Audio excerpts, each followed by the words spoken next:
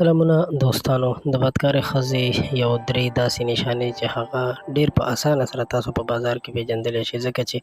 نن سبا داسې د فتنې دور دی چې د دغسې ښځو نه ځان ساتل هم ضروري دي، او ځینې کسان چې غواړي د داسې ښځو په باره کې د هغوی علم زیات شي چې داسې ښځې وپېژني، نو هغه د ویډیو خامخا وګورئ، ځکه چې د بدکارو ښځو پېژندلو ډېره زیاته ضروري وي. د بدکارو ښځو په لیست کې لومړی ښځه هغه وي چې هغه باندې خپل خاوند ډېر زیات بد لګي، او بهر چې کله بازار ته وځي دوکاندارانو سره ګپې شپې هم لګوي. د دوکاندارانو زړه په دې طریقه خوشحالوي چې هغوی څه کله خبرې کوي د مخ نه برخه هم لرې کړي، او هغوی ته داسې خبرې کوي، داسې ګپ شپ ورسره لګوي لکه د کور بندۍ چې وي. نو قدرمنو، داسې ښځې بالکل د بدکارۍ اړخ ته مخه کولی شي، او یا بدکارې هم وي، ځکه چې د دوی نه چې کله تپوس وکړی شي نو دوی دا خبره کوي چې دغه دوکاندار خو زموږ د ورور په شان دی، خو په یاد ولرئ چې د خپلې مور نه پیدا صرف هغه ورور وي، باقي تش د نوم ورونه دي، او هر څوک د خلکو د عزت وږي دي چې بدکاري ورسره وکړي. دویم قسم ښځه هغه ده چې خپلو خپلوانو سره، که هغه د ترور زامن دي، د ماما زامن دي، یا نور داسې خپلوان دي، هغوی سره ازادانه ګپ شپ لګوي، ازادانه تعلق ساتي. نو دغسې ښځې چې کوم دي،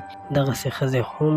د بدکارۍ اړخ ته مایله کېدلی شي، ځکه چې نن سبا ډېر زیات د فتنې دور دی. په موبایل کې خلکو سره هره بې شرمي شته، د هغې نه چلونه زده کوي. نو پکار ده چې د دغسې اخلاقو والا ښځه هم پوه کړی شي چې دا کارونه ښه نه دي، او ځان ترې وباسي. دریم او اخري خبره هغه ده چې ځینې ښځې په لارو کوڅو کې چې خاوند یې کله نه وي، نو هغوی په ګېټ کې په ور کې ولاړې وي، او د کلي والاو نه بالکل ستر پرده نه کوي. اګر که داسې ښځه بدکاره نه وي، خو بېوبا ضرور وي، او اخره کې دا هم بدکارۍ اړخ ته تللی شي، نو پکار ده چې ډېر زیات د احتیاط نه کار واخیستلی شي، او بالکل په لارو کوڅو کې ونه درېدلی شي. یو جهان مننه، امید لرم چې د دې میسج نه به تاسو څه زده کړه کړې وي. خوشحاله اوسئ.